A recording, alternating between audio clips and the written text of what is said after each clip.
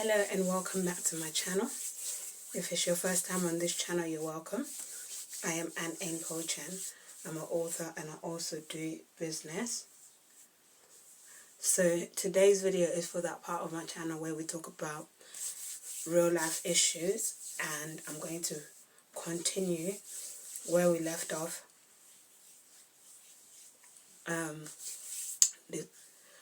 Talking about how sabotage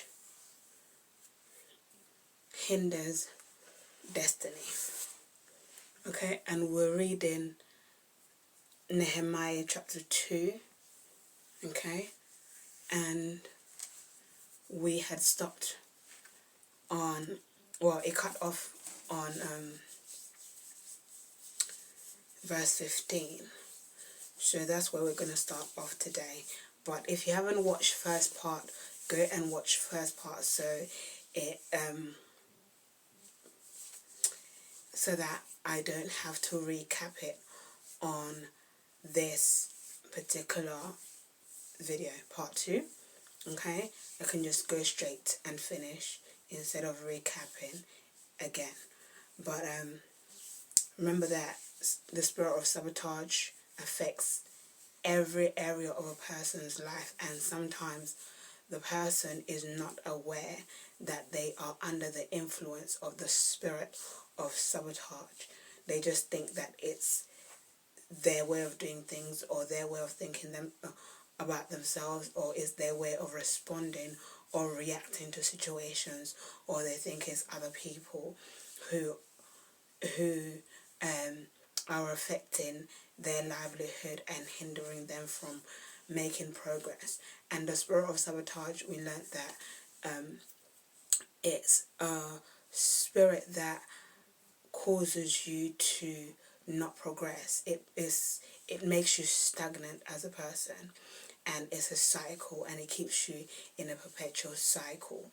And if not addressed by the power of God, your life and the quality of your life will not be as God intended it to be, okay, which is a prosperous life. The Bible says in John chapter 10 verse 10, it says that the thief comes to steal, kill and to destroy, but I am come that you may have life and life more abundantly. So Satan is the one that comes to kill, steal and to destroy, and he uses different demonic strongholds in order to execute that in a person's life, whether you're a believer or not. Okay, now let us start. Okay, so verse 15. So I went up at night by the raven of Kidron and inspected the wall. Then I turned back and entered the city by the valley gate and returned. Verse 16. The officials did not know where I had gone or what I had done, nor had I yet told the Jews, the priests, the nobles, the officials, or the rest who did the work. Verse 17. Then I said to them, you see the bad situation that we are in, how Jerusalem is desolate and lies in ruins, and its gates have been burned with fire. Come and let us rebuild the wall of Jerusalem so that we will no longer be a disgrace. Okay? Now, if you've been following the scriptures, you can see that how Nehemiah did what he had to do. This is part of how you deal with the spirit of sabotage. Okay, it's part of the wisdom that you deal with sabotage. Okay, so that you are not sabotaged, so that your destiny is not sabotaged. Okay, so that what God has assigned you is not sabotaged, because although your destiny is long, okay, or midway in terms of time, or short in terms of time, or years, should I say, okay, you are given assignment that assignments that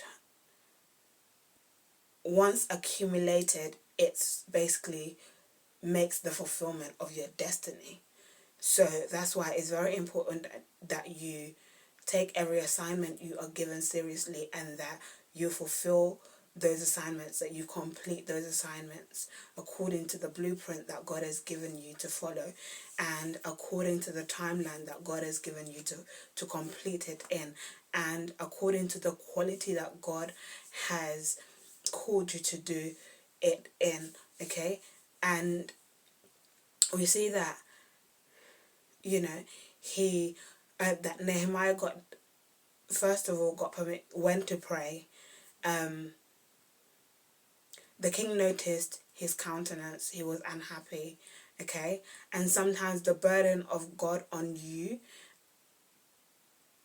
shows on your outward, on your emotions, weighs down on your emotions. Sometimes you don't know why all of a sudden you're crying, or sometimes you don't know why you're so silent. Sometimes you don't know why you feel like you should fast, and when you go on the fast, then you understand why. Sometimes you don't know why you're crying, but then all of a sudden you understand afterwards why that is happening. Sometimes the Spirit of God will come upon you, and you begin to speak to a person or to a people, and you don't necessarily know as to why you are speaking to them or saying that to them, whatever you're saying to them, but then eventually they'll understand. Eventually you understand. They will know, because they would have been asking God the very thing that you are telling them. Or sometimes even if they haven't asked God, but God will later on confirm it to them. Okay, so so we see that. And now Nehemiah went and sought God in prayer, and God told him what to do. And then he went back to the king, and the king, when the king asked him what he needed, he said exactly what he needed, which basically means that what he needed, he got it from the presence of God. He asked God. So God downloaded not just onto him, not just the assignment that he was supposed to do, but also everything that he needed, so that when he went to ask, so when he went before the king could give him exactly what he needed. And that is what we need to do as believers, that when you sense a burden, take it before God. And when you take it before God, God will download to you exactly what you need to do, and exactly who is supposed to accompany you in the fulfillment of that assignment. Not everybody can come with you to fulfill specific assignments. There are specific people assigned to every assignment that God gives you. Okay, just because they were with you in one particular assignment, it doesn't mean that they're called to be with you in the next assignment that God has given you.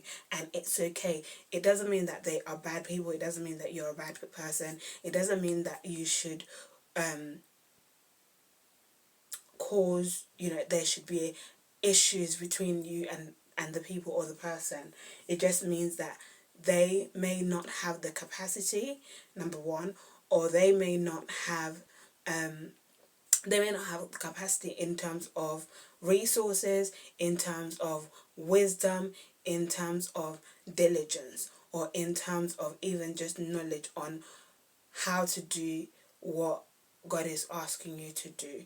They may not have the capacity, or they don't even have the time, or they don't even have the urgency, or they don't have the spiritual equipping and that is needed, or the skills that is needed to fulfill that assignment.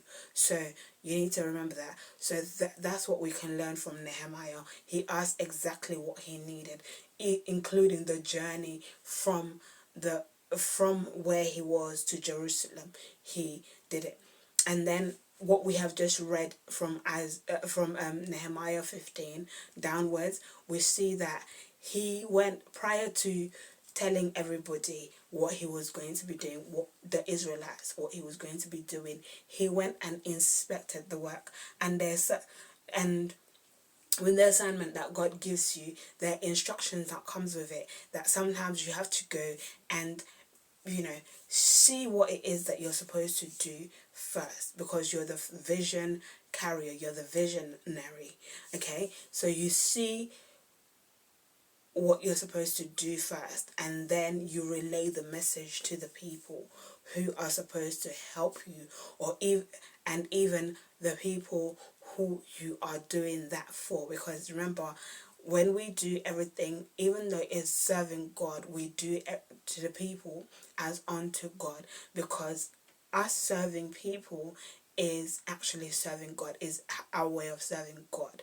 Okay, so in this case, Nehemiah was sent to rebuild the wall of Jerusalem and repair everything that was desolate in Jerusalem because of the Israelites, so that they will no longer live in shame, and they will no longer be mocked by their surrounding neighbors. Okay, so that was why Nehemiah was sent to do that.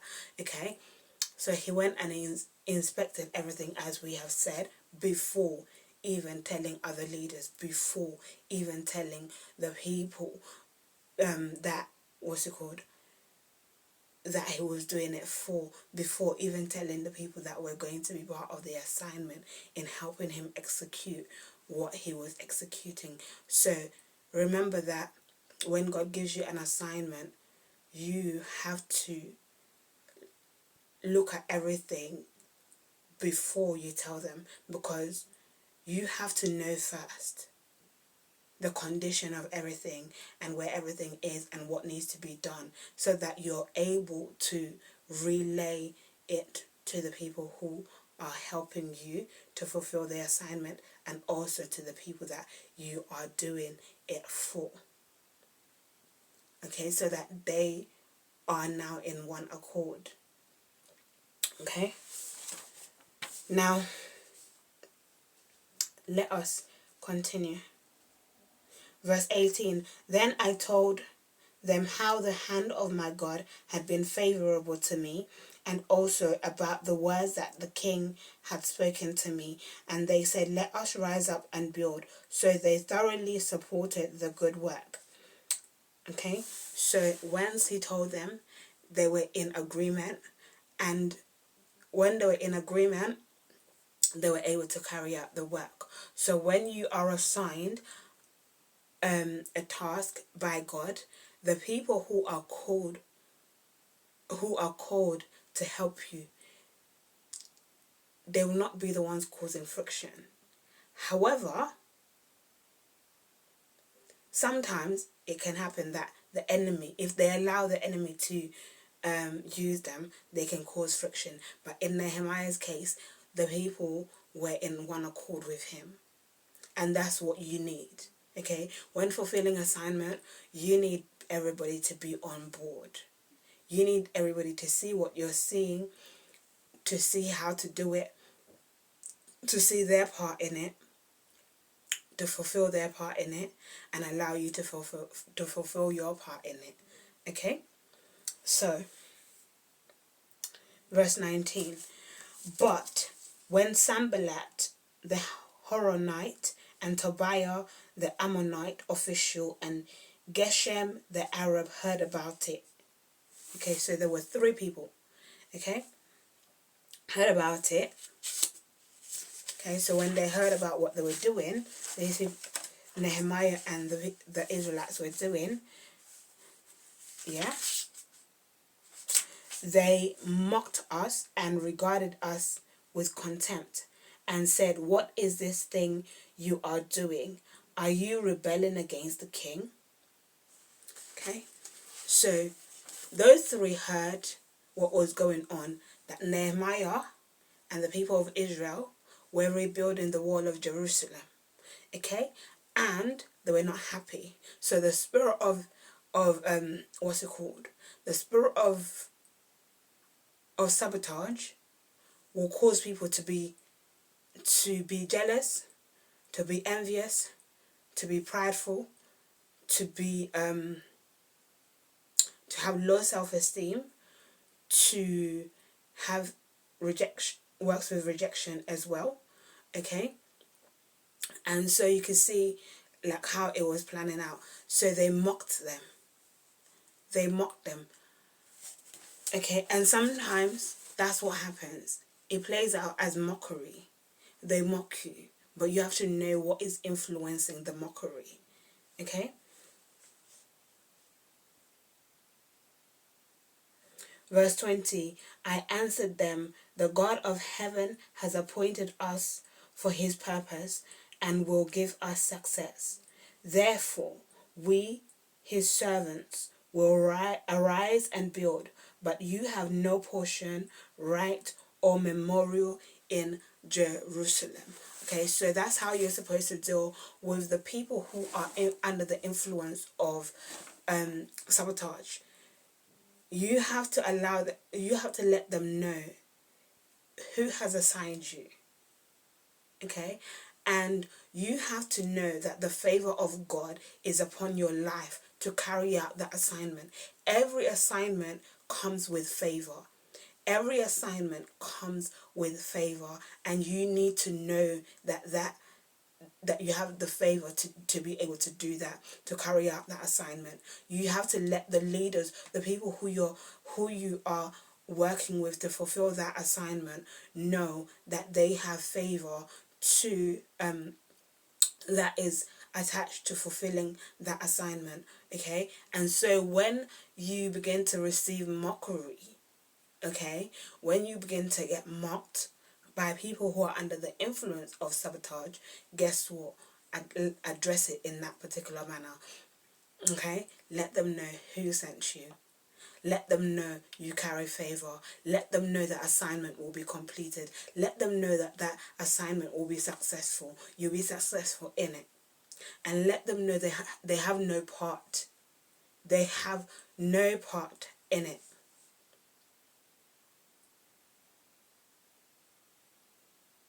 Okay? Let them know that they have no part in it. No part in it. Because they'll try, even though they're mocking you, when they see that the mockery is not working, it's not stopping you from doing what it is that you're assigned to do, they'll want to join in. They'll want to join in. And you're not supposed to just add anybody just to the assignment. So that brings us to the end of the scripture and to the end of the topic. And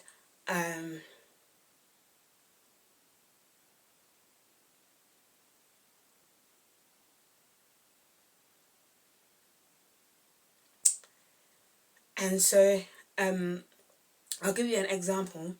Okay, like the season that I'm in, there was a preparation that I had to go through and everything, and there were specific people for that particular assignment on my life to prepare me for the next phase of my life. There were specific people that was assigned for that, and I had to go to them to be equipped. Okay, and there were people that I needed to go to for them to speak into my life, for them to pray with me concerning the next phase of my life. Okay, and there were specific people that God told me, like, don't let this person know. Don't let this person know what is going on. Don't let that person know what is going on. Don't let, don't let this person in to know. Okay? And I didn't. Okay? And what's it called? And then every day, like literally, even now, every day I get attacked by the spirit of sabotage regarding the next phase of my life. Every day, literally, I'm battling sabotage. Every day, the voice of sabotage, I'm battling it.